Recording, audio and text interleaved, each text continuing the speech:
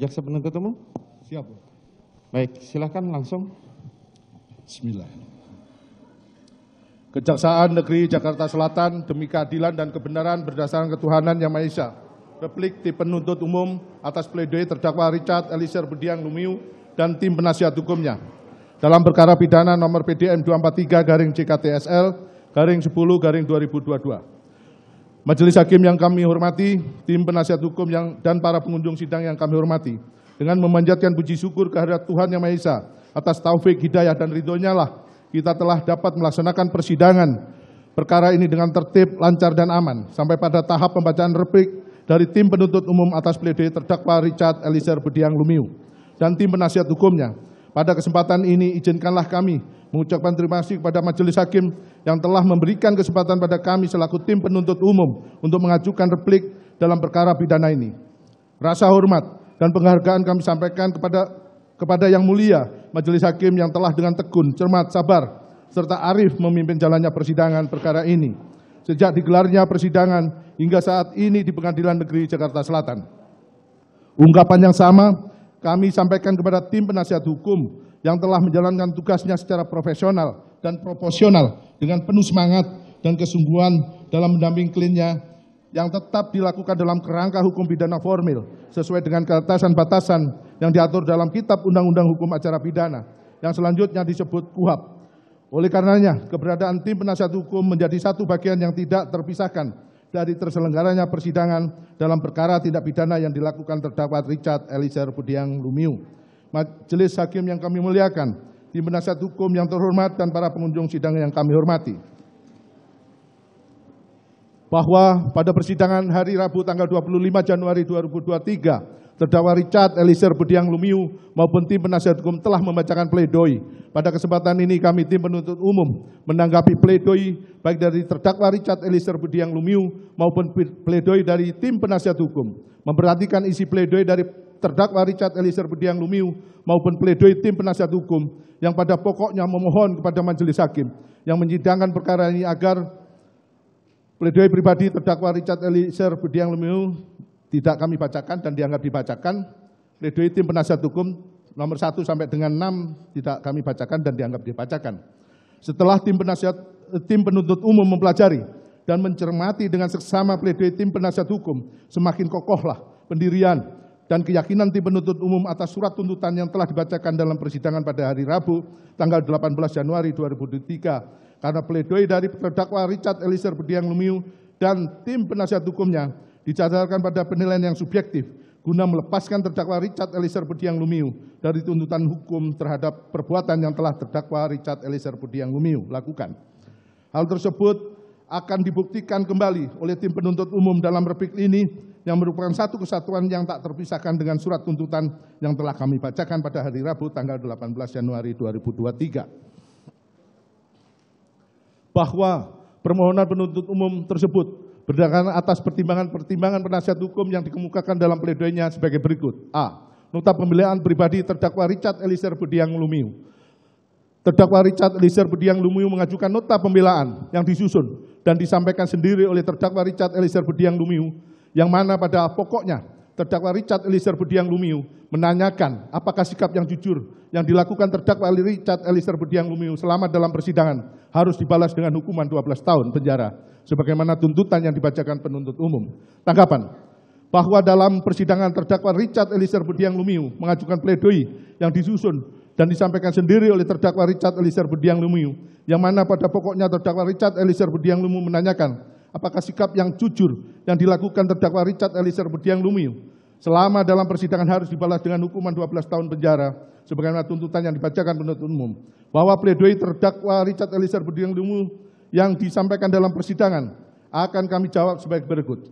Bahwa tugas dan kewenangan penuntut umum sebagaimana diamanatkan dalam undang-undang dan peraturan perundang-undangan yang mengatur tentang kewenangan kejaksaan adalah melakukan penuntutan terhadap seseorang atau badan hukum yang dituduhkan melakukan suatu tindak pidana.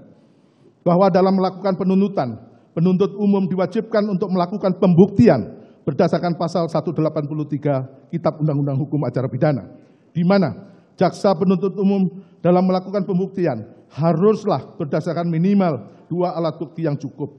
Bahwa dalam persidangan yang dilakukan terhadap terdakwa Richard Eliezer Budiang Lumiu, kami, tim penuntut umum, telah dapat membuktikan perbuatan terdakwa Richard Eliezer Budiang Lumiu berdasarkan dua alat bukti yang cukup yang mendukung pembuktian terhadap perbuatan pidana yang dilakukan oleh terdakwa Richard Eliezer Budiang Lumiu. Bahwa terkait tinggi rendahnya stratmat tuntutan yang kami ajukan di depan persidangan terhadap terdakwa Richard Eliezer Budiang Lumiu telah ditentukan berdasarkan parameter penentuan yang sudah jelas sebagaimana yang diatur dalam standar operasional prosedur penanganan perkara tindak pidana umum yang berlaku dan berdasarkan peran terdakwa Richard Eliezer Budiang Lumiu dalam perbuatan pidana sebagaimana yang kami dakwakan terhadap terdakwa Richard Eliezer Budiang Lumiu tanpa tendensi apapun yang melatar belakangi hal tersebut. Dan kami berpendapat tinggi rendahnya tuntutan yang kami ajukan kepada majelis hakim terhadap terdakwa Richard Eliezer Budiang Lumiu sudah memenuhi asas kepastian hukum dan rasa keadilan. Bahwa selain itu, tim penuntut umum mempertimbangkan peran terdakwa Richard Eliezer Budiang Lumiu sebagai eksekutor atau pelaku yang melakukan perbuatan penembakan kepada korban Nofriansah Yosua Huta Barat sebanyak 3 sampai 4 kali. Sehingga berdasarkan hal tersebut, kami tim penuntut umum menuntut terdakwa Richard Eliezer Budiang Lumiu selama 12 tahun penjara. Tuntutan tersebut kami ajukan dengan mempertimbangkan kejujuran dalam memberikan keterangan dari terdakwa Richard Eliezer Budiang Lumiu yang telah membuka kotak Pandora sehingga terungkapnya kasus pembunuhan terhadap korban Nofriansah Yosua Huta Barat.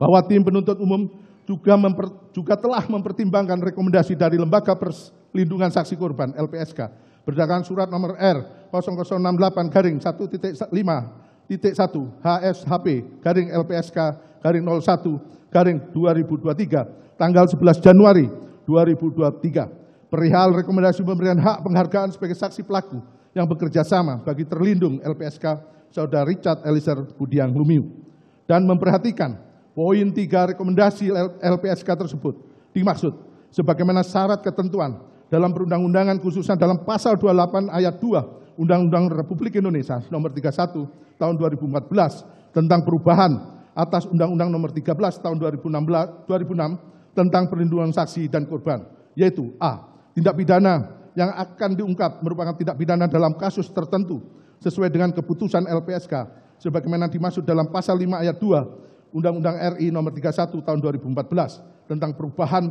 atas Undang-Undang nomor 13 tahun 2006 tentang perlindungan saksi dan korban. B. Sifat pentingnya keterangan yang diberikan oleh saksi pelaku dalam mengungkap suatu tindak pidana. E. Bukan sebagai pelaku utama dalam tindak pidana yang diungkapkan. Dan D. Adanya ancaman yang nyata atau kekhawatiran akan terjadinya ancaman, tekanan fisik atau psikis terhadap saksi pelaku atau keluarganya juga tindak pidana tersebut diungkap menurut keadaan yang sebenarnya. Bahwa tim penuntut umum juga sudah mempertimbangkan sehubungan dengan penjelasan pasal 10A ayat 3 huruf A Undang-Undang RI nomor 31 tahun 2014 tentang perubahan atas Undang-Undang nomor 13 tahun 2006 tentang perlindungan saksi dan korban yaitu yang dimaksud dengan keringanan penjatuhan pidana mencakup pidana percobaan, pidana bersyarat khusus atau penjatuhan pidana yang paling ringan di antara terdakwa lainnya.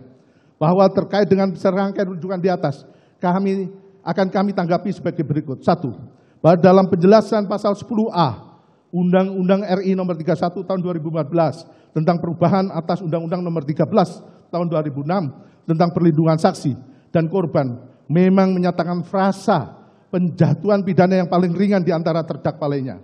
Namun demikian, pasal AHU belum mengakomodir keadaan di mana saksi pelaku yang bekerja sama juga sebagai pelaku material terdakwa Richard Eliezer Budiang Lumiu yang mempunyai peran lebih dominan dibandingkan dengan peran para terdakwa lainnya kecuali saksi Freddy Sambo pelaku utama dalam rangkaian tindak pidana turut serta melakukan pembunuhan berencana terhadap korban Nofriansah Yosua Huta Barat sehingga permohonan tuntutan kepada majelis hakim untuk penjatuhan pidana yang paling ringan terhadap terdakwa Richard Eliezer Budiang Lumiu di antara terdakwa lainnya perlu mendapat kajian secara mendalam. 2. Bahwa kondisi ini menimbulkan dilema juridis karena di satu sisi terdakwa Richard Eliezer Budiang Lumiu dikategorikan sebagai seorang saksi atau pelaku yang bekerja sama yang dengan keberanian dan kejujurannya telah berkontribusi membongkar kejahatan yang direncanakan untuk membunuh korban Nofriansah Yosua Huta Barat, dan juga membongkar skenario pengkelabuan yang dibuat oleh pelaku utama yaitu saksi Ferdi Sambo. Namun di sisi lain, peran dari terdakwa Richard Eliezer Budiang Lumiu sebagai eksekutor dari penembakan terhadap korban Nofriansah Yosua Huta Barat perlu juga dipertimbangkan secara jernih dan objektif. 3. Bahwa dalam tuntutannya terhadap terdakwa Richard Eliezer Budiang Lumiu, tim penuntut umum telah bersandar pada asas dominus litis. Ketentuan pasal 8 ayat 3 Undang-Undang Nomor 11 Tahun 2021 tentang Kejaksaan RI yang menyatakan demi keadilan dan kebenaran berdasarkan ketuhanan yang Maha Esa, jaksa melakukan penuntutan. Ketentuan pasal 8 ayat 4 Undang-Undang Nomor 11 Tahun 2021 tentang Kejaksaan Republik Indonesia yang menyatakan dalam melaksanakan tugas dan wewenangnya, jaksa senantiasa bertindak berdasarkan hukum dan hati nurani dengan mengindahkan norma keagamaan, kesopanan, kesusilaan, serta wajib menggali dan menjunjung tinggi nilai kemanusiaan yang hidup dalam masyarakat, serta senantiasa menjaga kehormatan dan martabat profesinya. Serta teori tujuan pemidanaan yang menyatakan pidana dijatuhkan bukan aqua pecatum es karena orang yang membuat kejahatan, melainkan nepesitur supaya orang jangan melakukan kejahatan. Di mana? Dilanjutkan.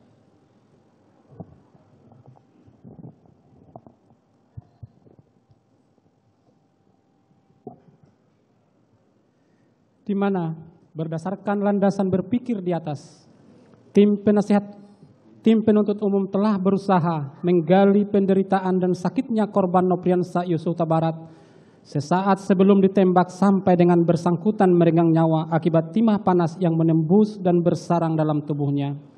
Kejujuran, kontribusi, dan konsistensi terdakwa Richard Eliezer Budiang Lumiu dalam membongkar perkara aku, saksi pelaku yang bekerja sama. Peran terdakwa Richard Eliezer Budiang Lumiu sebagai eksekutor penembakan terhadap korban Nofriansah Yosua Huta Barat. Peran saksi Ferdi Sambo sebagai pelaku utama dengan tuntutan pidana penjara seumur hidup. Peran para terdakwa lainnya yang bukan sebagai eksekutor namun memiliki kontribusi yang sangat beragam dalam perkara aku. Penderitaan keluarga korban atas meninggalnya korban Nofriansah Yosua Huta Barat. Pemaafan keluarga korban Nofriansah Yosua Huta Barat kepada terdakwa Richard Eliezer Budiang Lumiu serta kondisi sosial kemasyarakatan sehubungan dengan faktor penjara pidana baik bagi terdakwa Richard Eliezer Budiang Lumiu agar tidak lagi melakukan perbuatan yang sama di kemudian hari sebagaimana teori prevensi khusus, maupun bagi masyarakat luas untuk mempertahankan ketertiban masyarakat dari gangguan penjahat, sehingga dengan memidana pelaku kejahatan secara proporsional, diharapkan anggota masyarakat lainnya tidak akan melakukan tindak pidana sebagaimana tujuan dari teori prevensi umum. 4. Bahwa oleh karena itulah, tim penuntut umum dalam Strakma telah dengan sungguh-sungguh mempertimbangkan untuk memutuskan tuntutan pidana terhadap terdakwa Richard Eliezer Budiang Lumiu selama 12 tahun penjara karena secara sah dan meyakinkan telah melanggar ketentuan pasal 340 junto pasal 55 ayat 1 ke 1 KUHP. B.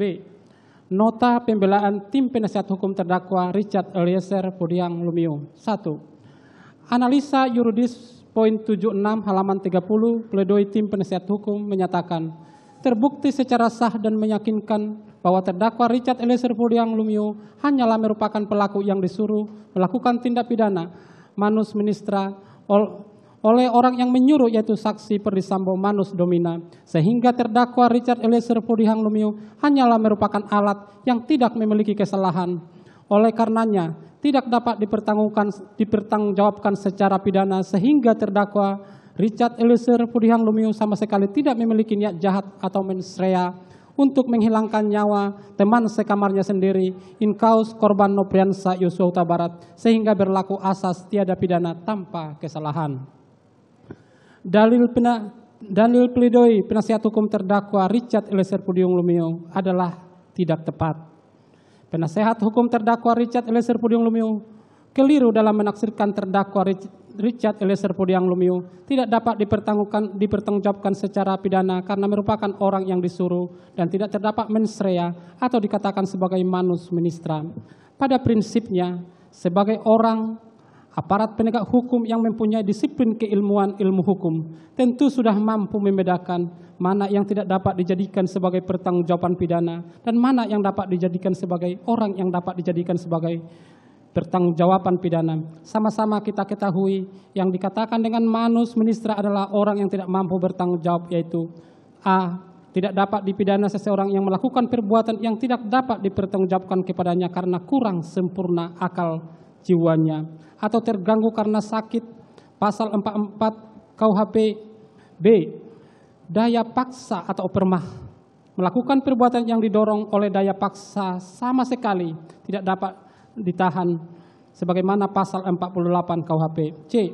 Melaksanakan perintah jabatan dalam hal ini menjalankan perintah yang sah sebagaimana dalam pasal 51 KUHP. Apabila kita cermati sepanjang persidangan yang melelahkan ini, terdakwa Richard Eliezer Pudiang Lumiu tidak terdapat tanda-tanda atau ciri-ciri sebagaimana yang disyaratkan pasal 44 KUHP, kurang sempurna akalnya, pasal 48 KUHP daya paksa, pasal 51 KUHP perintah jabatan. Terdakwa Richard Eliezer Pudiang Lumiu semata-mata menunjukkan loyalitasnya, mens rea, sehingga diwujudkan dalam bentuk kerjasama, will and weapons, dengan peranan yang berbeda-beda. Dalam hal ini, terdakwa Richard Eliezer Pudiang Lumiu berperan sebagai orang atau pelaku utama yang melakukan penembakan awal dan menembak yang kedua diperankan oleh saksi Perdi Sambo. Dengan demikian, sempurnalah bentuk kerjasama sebagaimana disyaratkan pasal 340 KUHP, junto pasal 55 ayat 1 ke 1 KUHP. Dengan demikian, dalil penasihat hukum terdakwa Richard Eliezer Pudiang Lumiu harus dikesampingkan. 2. Analisa juridis poin 100, pledoi halaman 40 yang mengatakan bahwa meskipun dalam penerapan pasal 51 ayat 1 KUHP, elemen melawan hukumnya menjadi hapus, maka untuk menilai apakah perbuatan pidana yang dilakukan oleh terdakwa Richard Eliezer Pudiang Lumiu dapat dicela atau dihindari sehingga dapat dipersalahkan secara hukum, maka penting untuk melihat dan mengkaji aspek kesalahan psikologis.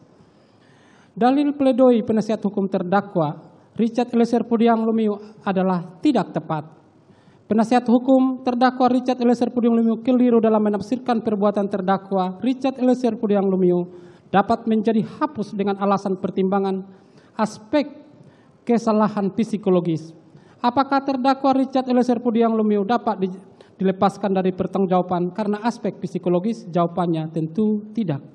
Karena terdakwa Richard Eliezer Pudiang Lumiu dalam hal ini bukan yang terpengaruh karena ketakutan atau karena dibawa kuasa penguasa, dalam hal ini saksi Perdi Sambo, melainkan terdakwa Richard Eliezer Pudiang Lumiu dalam hal ini hanyalah memperlihatkan loyalitasnya sebagai orang yang ikut dalam saksi Perdi Sambo. Dan apakah karena ikut dengan saksi Perdi Sambo dapat dibenarkan untuk melaksanakan permintaan saksi Perdi Sambo yang tidak sah atau melawan hukum? Jawabannya tentu tidak dapat dibenarkan. Sehingga apa yang dikemukakan oleh ahli hukum Jan Remlik berpendapat suatu perintah yang diberikan secara utuh tidak sah, tidak menyediakan sifat dapat dipidananya perbuatan karena sudah semestinya apa yang melawan hukum tidak berubah menjadi sejalan dengan hukum sekedar karena dilakukannya dasar perintah.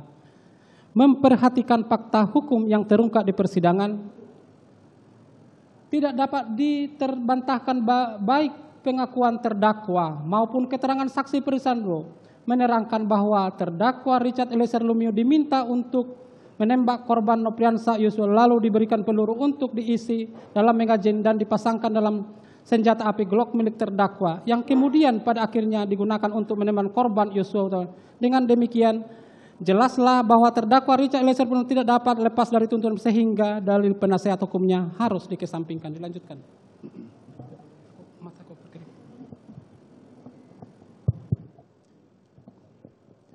Tiga, analisa yuridis Poin 106 halaman 45, pledoi tim penasihat hukum yang menyatakan bahwa jaksa penuntut umum hanya menilai sikap batin dari terdakwa Richard Eliezer Pudiang Lumiu dari ukuran normatif dari perspektif jaksa penuntut umum dan tidak melihat kesalahan psikologis yang sebenarnya sudah diterangkan oleh ahli dari jaksa penuntut umum maupun ahli penasihat hukum terdakwa. Dalil pledoi penasihat hukum, terdakwa Richard Eliezer Pudiang Lumiu adalah tidak tepat. Penasihat hukum terdakwa Richard Eliezer Pudiang Lumiu keliru dalam menafsirkan kesalahan terdakwa Richard Eliezer Pudiang Lumiu. Jika terdakwa Richard Eliezer Pudiang Lumiu di bawah pengaruh secara psikologis, maka tentu terdakwa Richard Eliezer Pudiang Lumiu melakukan penembakan terhadap korban Nofriansah Yosua Huta Barat tidak terlaksana dengan baik. Akan tetapi dalam hal ini tidak demikian. Penembakan yang dilakukan terdakwa Richard Eliezer Pudiang Lumiu kepada korban Nofriansah Yosua Huta Barat merupakan perbuatan pembunuhan berencana yang sempurna dan terlaksana dengan baik.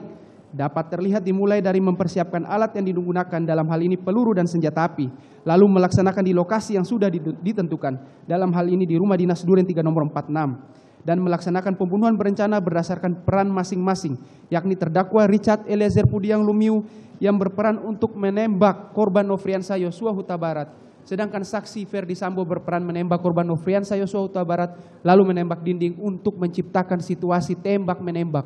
Saksi Putri Chandrawati bersama-sama saksi Kuat Maruf, saksi Riki Rizal Wibowo, terdakwa Richard Eliezer Pudiang Lumiu berperan untuk membawa korban Nofriansah Yosua Huta Barat dari Rumah Saguling ke Rumah Dinas Duren 3 nomor 46 dengan alasan untuk melakukan isolasi mandiri. Setelah itu, saat di Rumah Duren 3 nomor 46, saksi Kuat Maruf bersama-sama saksi Riki Rizal Wibowo bertugas membawa korban Nofriansah Yosua Huta Barat ke hadapan saksi Ferdi Sambo yang sebelumnya melakukan pengamanan menutup pintu dan jendela lantai 2 Rumah Dinas Duren 3 nomor 46 yang kemudian merupakan fakta hukum korban Nofriansah Yosua Huta Barat tertembak hingga mati bergelimang darah di Rumah Dinas Duren 3 nomor 46. Hal tersebut sejalan dengan ajaran kesalahan deskriptif normatif sebagaimana yang dikemukakan oleh Mulyatno dalam pidato pengukuhan guru besar dalam Disnatalis ke-6 Universitas Gajah Mada pada tanggal 19 Desember 1955 yang melepaskan ajaran kesalahan psikologis tersebut guna mempermudah lapangan penuntutan. Karena apabila ajaran kesalahan psikologis digunakan, maka setiap persidangan dalam membuktikan bersalah atau tidaknya terdakwa oleh hakim haruslah menghadirkan psikiater, yang tentunya dengan menghadirkan psikiater tersebut akan mengakibatkan pencarian kebenaran material dalam persidangan pidana akan semakin panjang dan tentunya membutuhkan tambahan waktu untuk memperoleh keterangan ahli pada tiap persidangannya. Pendapat tersebut sejalan dengan pendapat Prof. Edward Omar Sarif Hiariah dalam bukunya Prinsip-Prinsip Hukum Pidana edisi revisi adalah hubungan batin antara pelaku dengan perbuatan yang dilakukannya. Jika perbuatannya dikehendaki, maka pelaku telah melakukan perbuatan dengan sengaja. Namun jika perbuatan tersebut tidak dikehendaki, maka perbuatan tersebut merupakan suatu kealpaan. Sedangkan kesalahan deskriptif normatif merupakan penilaian dari luar dengan menggunakan ukuran-ukuran yang bersifat normatif untuk kemudian menentukan apakah perbuatan tersebut dapat dicelakan pada pelaku dan apakah perbuatan tersebut dapat dihindari ataukah tidak oleh pelaku. Halaman 159. Dengan demikian, penuntut umum menilai dengan ajaran kesalahan psikologis tersebut, maka sikap batin subjektif pelaku yang menentukan dapat tidaknya seseorang dikatakan bersalah melakukan suatu tindak pidana yang juga dikemukakan oleh Simon akan membuat keterangan psikiater inilah yang menjadi tombak mengenai pertanggungjawaban dari seseorang yang melakukan tindak pidana, sehingga demikian bertentangan dengan sistem pembuktian negatif bedelik bewis teori yang dianut dalam hukum acara pidana di Indonesia, yang secara kontrario diatur bahwa hakim tidak boleh menjatuhkan pidana kepada seorang kecuali apabila dengan sekurang-kurangnya 2 alat bukti yang sah ia memperoleh keyakinan bahwa suatu tindak pidana benar-benar terjadi dan bahwa terdakwalah yang bersalah melakukannya, sebagaimana diatur dalam pasal 183 KUHP, sehingga berdasarkan pengaturan tersebut terlihat bahwa keterangan ahli sebagai alat bukti sebagaimana disebut dan diatur dalam pasal 1 angka 28, pasal 184 ayat 1 B dan pasal 186 KUHP merupakan alat bukti yang kekuatan pembuktian bebas yang juga dituturkan oleh M. Yahya Harahap dalam bukunya yang berjudul Pembahasan Permasalahan dan Penerapan KUHP, bahwa keterangan ahli tidak mempunyai kekuatan yang pembuktian yang menentukan dan mengikat. Keterangan ahli bersifat fris bewis krah atau tidak mengikat karena ahli dalam memberikan keterangannya terbatas pada kemampuan dan keilmuannya yang kemudian diserahkan kepada hakim, sehingga tidak dapat dikatakan mempunyai kekuatan pembuktian yang sempurna. Pasal 183 ayat 2 KUHP kemudian lebih lanjut mengatur bahwa keterangan ahli tidak cukup membuktikan kesalahan terdakwa apabila tidak didukung oleh alat bukti yang lainnya. Alat bukti keterangan ahli tidak mempunyai nilai kekuatan pembuktian yang mengikat dan menentukan. Dengan demikian nilai kekuatan pembuktian keterangan ahli sama dengan nilai kekuatan yang melekat pada alat bukti keterangan saksi, yaitu mempunyai nilai kekuatan pembuktian bebas atau free bewiskrah. Hakim bebas menilainya dan tidak terikat kepadanya. Namun, penilaian hakim ini harus benar-benar bertanggung jawab atas landasan moral demi terwujudnya kebenaran sejati dan demi tegaknya hukum serta kepastian hukum. Dari uraian argumentasi di atas dapat dilihat bahwa ajaran kesalahan psikologis sebagaimana didengung-dengungkan oleh tim penasihat hukum tidaklah sesuai dengan konsep hukum pembuktian yang ada di Indonesia. Karena dengan digunakannya ajaran kesalahan, maka dalil penasihat hukum terdakwa Richard Eliezer Pudiang Lumiu harus dikesampingkan. Dilanjutkan. 4. Dalil tim penasihat hukum terdakwa sebagaimana tertuang dalam poin 107 pledoi halaman 46 yang menyatakan, sehingga tidak mengherankan penerapan dari ajaran kesalahan normatif deskriptif seringkali membawa kepastian hukum yang tidak berkeadilan, yang berpotensi membuat kondisi lembaga pemasyarakatan yang kapasitasnya hanya 132.000 orang menjadi sesak dan penuh karena dihuni oleh 280.000 warga binaan, belum termasuk terusan Polri. Dalil pledoi penasihat hukum terdakwa Richard Eliezer Pudiang Lumiu adalah tidak tepat, serta sangat klise dan lemah dalam berlogika, serta merupakan dalil yang sangat subjektif, tidak dapat divalidasi kebenarannya, dan mudah dipatahkan karena tidak disertai dengan adanya bukti ilmiah yang menjelaskan adanya kausalitas antara penggunaan ajaran kesalahan normatif deskriptif dengan kondisi lembaga pemasyarakatan yang menjadi penuh sesak karena over capacity, serta tidak adanya bukti ilmiah yang dapat membangun argumentasi yuridis dalam penggunaan ajaran kesalahan psikologis akan dapat menurunkan kondisi over capacity dalam lembaga pemasyarakatan di Indonesia, sehingga dalil tim penasihat hukum yang meminta dipertimbangkannya ajaran kesalahan psikologis pada diri terdakwa Richard Eliezer Pudiang Lumiu haruslah dikesampingkan. 5. Terdakwa berada dalam pengaruh daya paksa sebagaimana dimaksud pasal 48 KUHP, sehingga perbuatan terdakwa Richard Eliezer Pudiang Lumiu tidak dapat dipertanggungjawabkan secara pidana yang dinyatakan pada pledoi tim penasihat hukum halaman 33. Dalil pledoi penasihat hukum terdakwa Richard Eliezer Pudiang Lumiu adalah tidak tepat dan prematur. Penasehat hukum berkesimpulan sendiri dengan mengatakan terdakwa Richard Eliezer Pudiang Lumiu berada dalam pengaruh daya paksa sebagai masuk dalam pasal 46 KUHP. Penasehat hukum tidak memperhatikan fakta hukum yang sudah tidak dapat terbantahkan lagi. Terdakwa Richard Eliezer Pudiang Lumiu bersedia untuk menembak korban Nopriansa Yosua Huta Barat ketika diminta oleh saksi Perdisambo untuk menembak korban Nopriansa Yosua Huta Barat yang akan dilaksanakan di rumah dinas Duren 346, hingga pada akhirnya terdakwa Richard Eliezer Pudiang Lumiu menembak korban Nopriansa Yosua Huta Barat saat mendengar permintaan saksi Perdisambo dengan kata-kata, "Woi, kau tembak cepat, cepat, woi, kau tembak." Lalu terdakwa Richard Eliezer Pudiang Lumiu menembak korban Nopriansa Yosua Huta Barat hingga terjatuh, mengerang kesakitan, yang mana tembakan terdakwa Richard Eliezer Pudiang Lumiu yang mengenai dada korban Nopriansa Yosua merupakan salah satu penyebab kematian. Berdasarkan fakta hukum tersebut tidak dapat adanya paksaan atau daya paksa yang dapat digolongkan sebagai alasan pembenar maupun alasan pemaaf, sehingga tepatlah pendapat Simon yang mengemukakan opermah itu dapat berupa keadaan terpaksa secara fisik dan keadaan terpaksa secara psikis. Secara fisik itu dapat terjadi karena paksaan yang dilakukan oleh orang ketiga, misalnya dengan memegang tangan orang yang dipaksa untuk menandatangani sepucuk surat di dalam kejahatan pemalsuan surat. Selanjutnya, misalnya dengan dirampasnya kemerdekaan seseorang yang dipanggil sebagai saksi, termasuk pula ke dalam suatu perbuatan yang dilakukan karena terpaksa disewakan bekerja sama kekuatan alam. Misalnya, seseorang terpaksa pulang dalam keadaan telanjang karena pakaiannya yang diletakkan di tepi sungai ketika mandi telah hilang ditebakan oleh angin yang tiba-tiba bertiup dengan sangat kencangnya.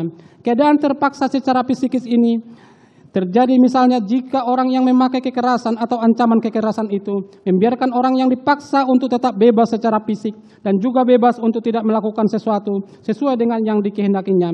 Akan tetapi kekerasan atau ancaman kekerasan itu mempunyai pengaruh yang demikian rupa sehingga sangat mempengaruhi keputusan dan kehendak dari seseorang yang dipaksanya itu. Bahwa Juga terdapat jurisprudensi terkait dengan daya paksa pasal 48 KUHP adalah sebagai berikut. Mahkamah Agung nomor tanggal 30 Mei 1961 nomor 121K/KR/1960.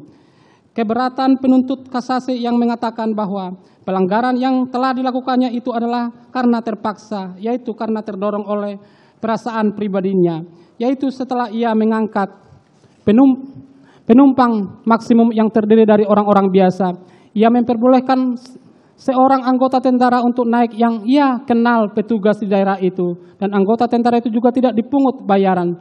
Tidaklah dapat dibenarkan karena keberatan tersebut bukanlah dorongan yang bersandar pada rasa pribadi penuntut kasasi dan merupakan paksaan termasuk di dalam pasal 48 KUHP, sehingga perbuatan penuntut kasasi tetap merupakan tindak pidana. Dan Hokrat 21 Mei 1916 NJ 1918 halaman 651 W10293 28 April 1930 NJ 1920 1140 April 1938 1939 nomor 939 yang berbunyi dengan mengemukakan satu-satunya alasan bahwa tertuduh telah melakukan perbuatan yang dapat dihukum itu karena mendapat perintah dari orang tuanya atau majikannya, tidaklah mengesahkan alasan tertuduh bahwa ia telah berbuat karena opermah.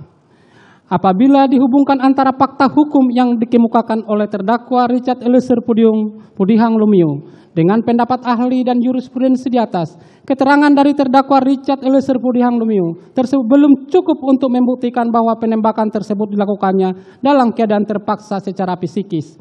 Bahwa dalam keadaan terpaksa secara psikis terjadi jika orang memakai kekerasan atau ancaman kekerasan, membiarkan orang yang dipaksa untuk tetap bebas secara fisik dan juga bebas untuk tidak melakukan sesuatu sesuai dengan apa yang dikehendakinya. Akan tetapi kekerasan atau ancaman kekerasan itu mempunyai pengaruh yang sedemikian rupa bahwa yang perlu digarisbawahi dari pendapat tersebut adalah adanya paksaan dalam bentuk kekerasan atau ancaman kekerasan dari orang yang memaksa dan mempunyai pengaruh yang sedemikian rupa. Bahwa dari keterangan terdakwa Richard Eliezer Pudihang Lumiu tidak tergambar adanya paksaan baik dalam bentuk kekerasan maupun ancaman kekerasan yang mempunyai pengaruh demikian rupa dari saksi Ferdy Sambo yang mengakibatkan terdakwa Richard Eliezer Pudihang Lumiu dalam keadaan tertekan secara psikis sehingga langsung mengiyakan perintah dari saksi Ferdy Sambo tersebut, bahwa teriakan Ferdy Sambo dengan kata-kata, "Woi, kau tembak, cepat, cepat kau tembak," juga tidak termasuk paksaan baik dalam bentuk kekerasan maupun ancaman kekerasan yang mempunyai pengaruh demikian rupa yang dapat mengakibatkan terdakwa Richard Eliezer Pudihang Lumiu dalam keadaan tertekan secara psikis. Dengan demikian, dalil-dalil penasihat hukum harus dikesampingkan. Berdasarkan keseluruhan uraian tersebut di atas, kami tim penuntut umum dalam perkara ini berpendapat bahwa pledoi tim penasihat hukum haruslah dikesampingkan karena uraian-uraian pledoi penasihat hukum tidak memiliki dasar yuridis yang kuat yang dapat digunakan untuk menggugurkan surat tuntutan penuntut umum.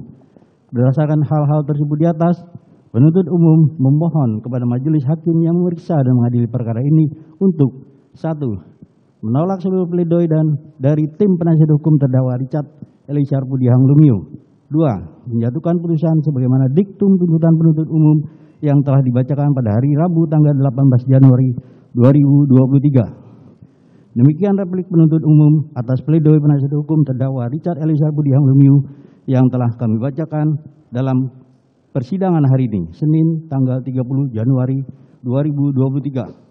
Selanjutnya, kami menyerahkan sepenuhnya kepada majelis hakim yang mulia untuk memutuskan perkara ini dengan seadil-adilnya. Sekian, terima kasih.